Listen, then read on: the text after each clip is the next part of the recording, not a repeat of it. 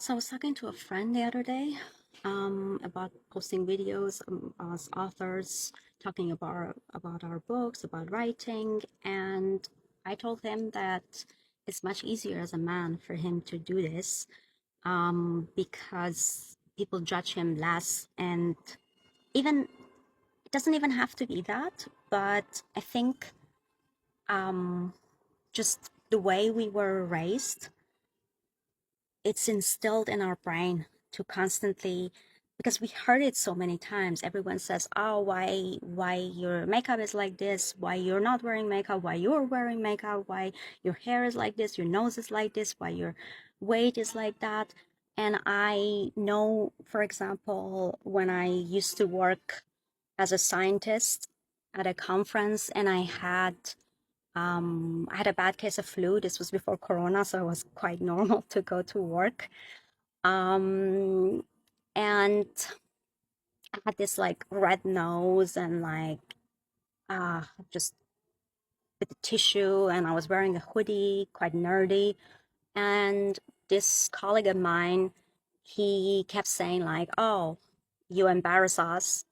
Half joking, but yeah. So like as if like that I he told me like I should dress better and show people that we have girls and we have like nice things to look at, and as if like it's my job to like I'm like you have a vase and you have this like painting there and a nice garden, and there's this PhD student who dressed up nicely and put on a makeup, um, as if like that is my job.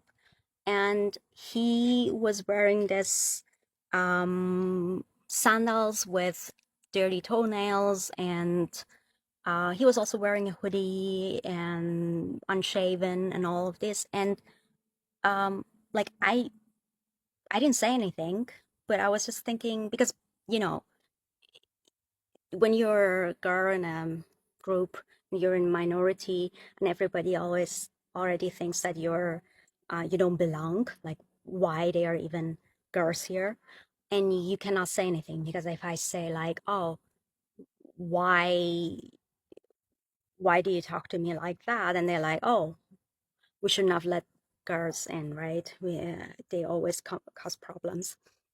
I remember that the same person, it's actually a good friend, was told that there was another woman older than us a bit. I don't know exactly, but she had a um, very strong, like she had a lot of plastic surgery and like Botox and everything. And this friend, this colleague, this fellow PhD student kept calling that woman behind her back Catwoman because she had like the face and she had like all the makeup and fake eyelashes and everything. And I was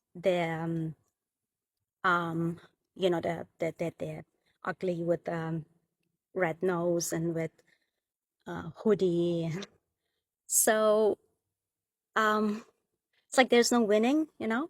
And yes, you can tell me, oh, you self-love and you should be okay with yourself and you should be confident and all of this. But, and I might not, like when he says something, I might say, okay, yourself. But, the subconscious is something that it sticks.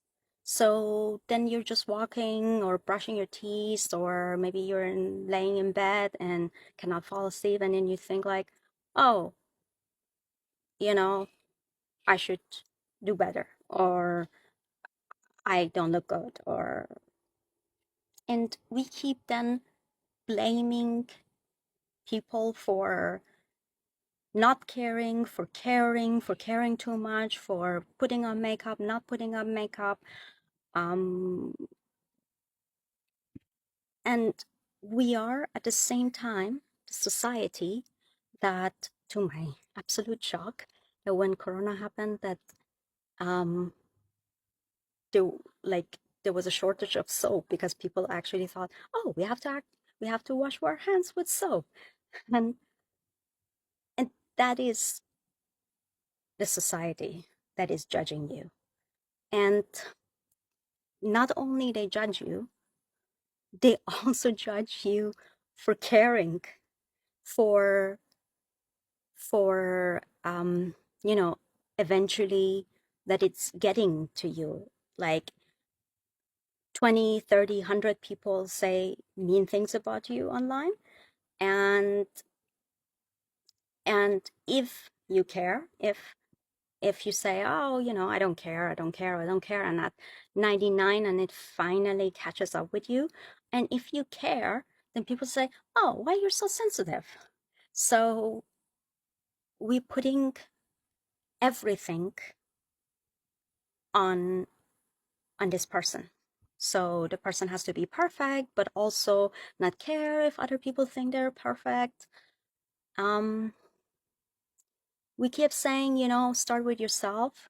Um, and, you know, when we say self-love and be nice to people and start with improving yourself, it is everyone. Also the people who say horrible things. And at the same time, let's be easier, take it easy on people we're judging. That's it. Yeah. Thanks for listening to my sentence.